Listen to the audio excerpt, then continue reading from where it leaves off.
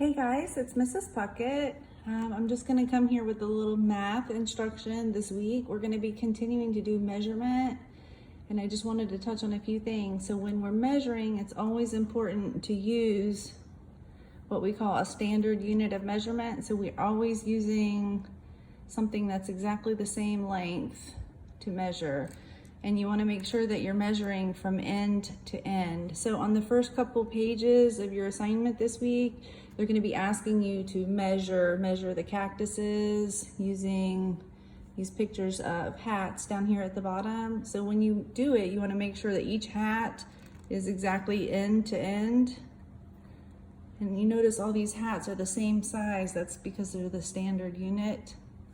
But we're also going to be talking again about 2D shapes, and I wanted to show you a fun way that you can practice, making some shapes. So we want to complete the shapes by drawing the lines and drawing the corners. So what I have here is I'm going to be using some toothpicks, and I thought it would be fun if we added some marshmallows.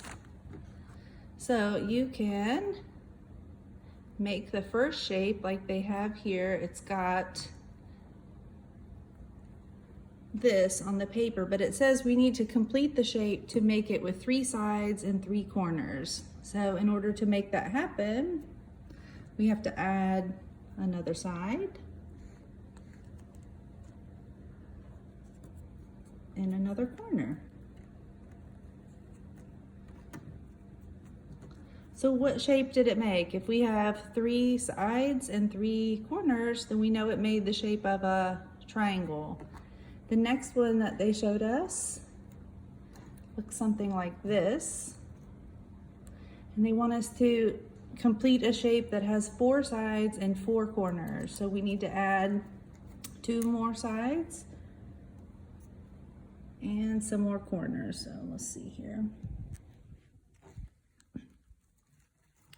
You can do this too. I'm just using toothpicks and marshmallows, but you don't have to use these things. You could just, on this paper, you're just going to be, marking your answer, but this is another way to do it. It's a little hard to hold the video and do it, but okay. So now I have made the shape, and what shape is it that has 4 sides and 4 corners with all lengths the same? It would be a square.